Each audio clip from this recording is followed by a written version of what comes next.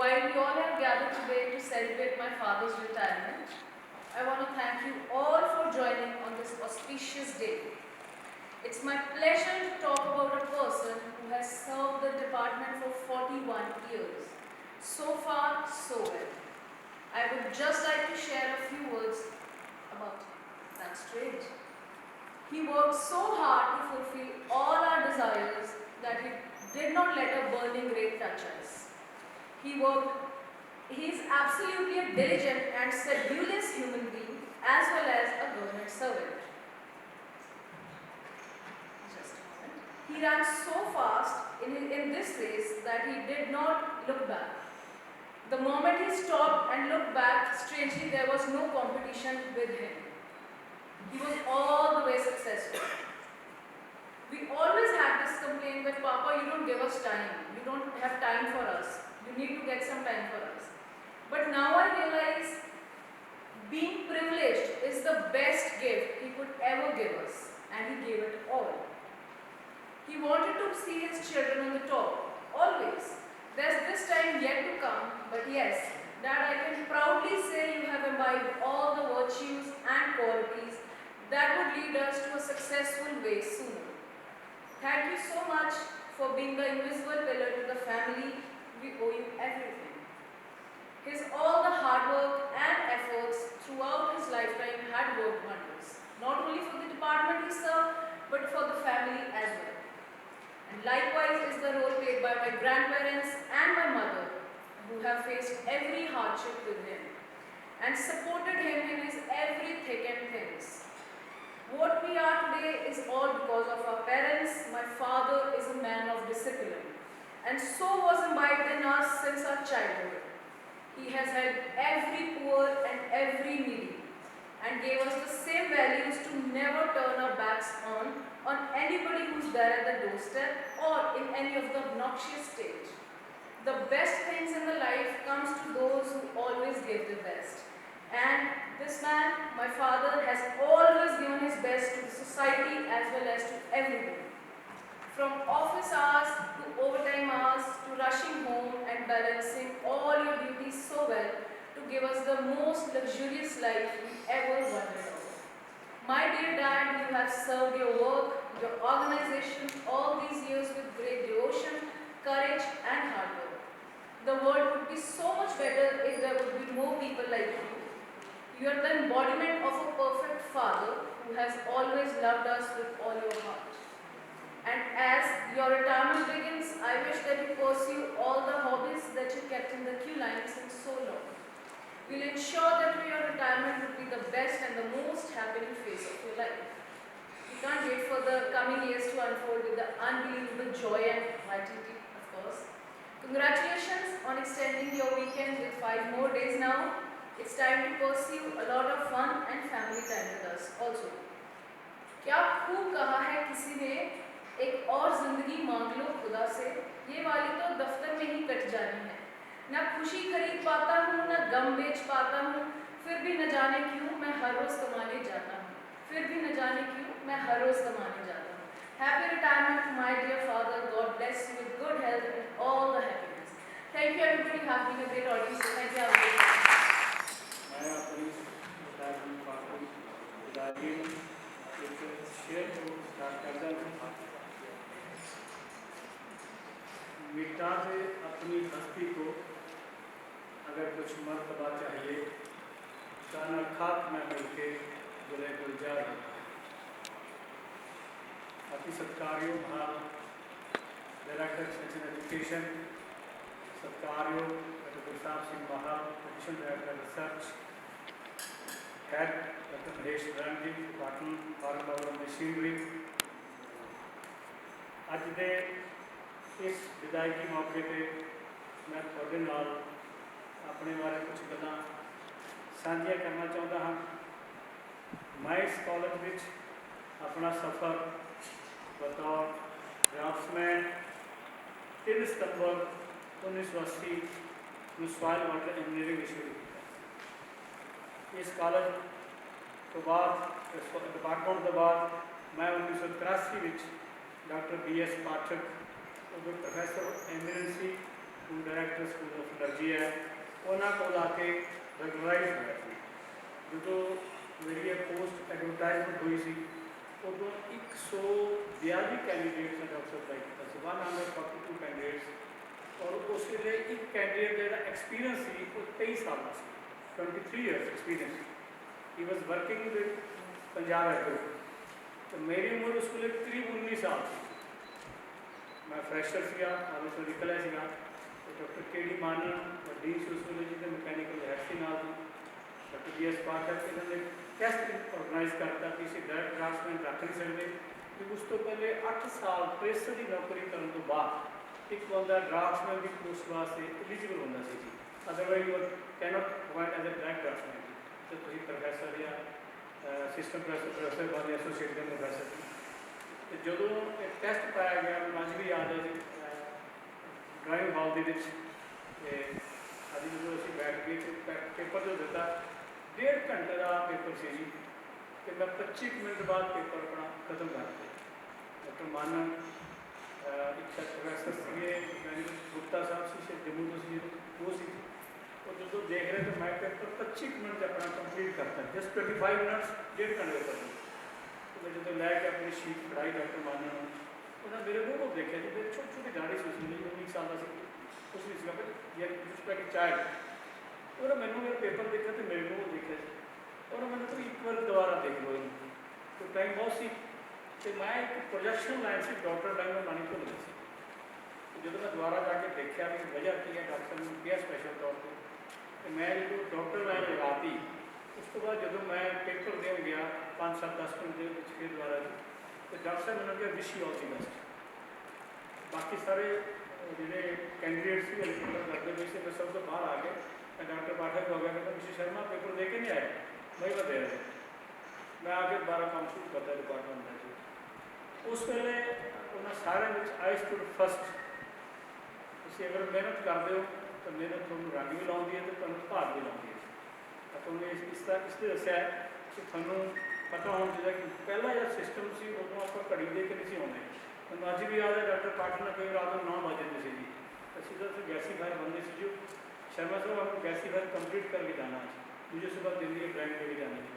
तो कई बार 11 रात 11 11:30 बजे, और वो तो सिस्टम डिफरेंट है। उस तो बाद मेरी प्रमोशन होगी 1994 के।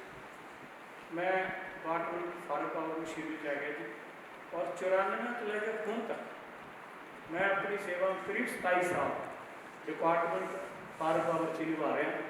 और मतलब मैं इतों बहुत खुश हाँ अपने डिपार्टमेंट ड्यूटी करके। इस कॉलेज में मेरी नौकरी के दौरान मैं बहुत वधिया शख्सियतों काम करने का मौका मिला। जिहड़े पहले सॉइल वाटर के फॉर्मर हैड सी डॉक्टर BBN मूर्ति स्वर्गीय है जी, डॉक्टर SR सिंह, मैं उन्होंने बड़ा चहेता से जी, जो उस वे मिट्टी काम बहुत घट करते थे जी। Doctor NK Narda, doctor GS Pathak, doctor LN Shukla, doctor VK Sharma, इन्होंने सारे अफसरान 2-3 साल मेरे इंचार्ज रहे हैं जी।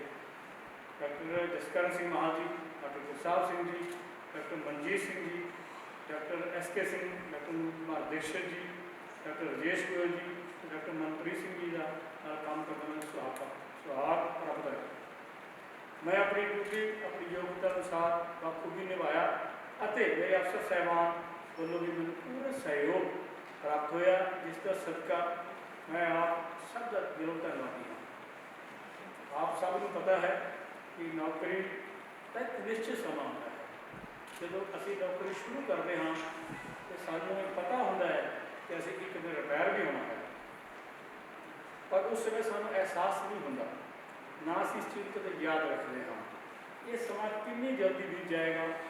अज मैं इस बात का एहसास होया है, वक्त कभी रुकता नहीं। तो मेरी अज रिटायरमेंट पार्टी फिर वो दिन भी अचानक मैं इतने जरूर दसना चाहवागा कि अज मैं जो कुछ भी हाँ अपने कर्मा वाले माता पिता ये सदका हाँ इस मुकाम पर पहुँचने वास्ते मेरे को भी बड़ी ब्लैसिंग रही है जी। और खास करके मेरी मदद का सहयोग बहुत ज़्यादा रहा, बहुत ब्लैसिंग रही है। अज मैं अपने रिटायरमेंट के मौके पर अपने पेरेंट्स को श्रद्धांजलि भेंट मौजूदा मेरे परिवार में मेरी धर्मपत्नी मिसेस विजय लक्ष्मी शर्मा जी बिजनेसमैन है, 2 बेटियां ते एक बेटा है। मेरी बड़ी बेटी पलक शर्मा ने BTech ते MBA किया है। बड़ी खुशी नाल हैप्पीली मैरिड है। She is very happy with married life. मेरी छोटी बेटी नंदिता शर्मा उन्हें हमने इंटरेक्ट किया, उन्हें MA इंग्लिश की है तो UPSC एग्जाम की तैयारी कर रही है। Rather at once she has appear also. मेरा बेटा सारथी शर्मा ने BBA की पढ़ाई पूरी करके PG फिजिकल साइकोलॉजी में कर लगा है।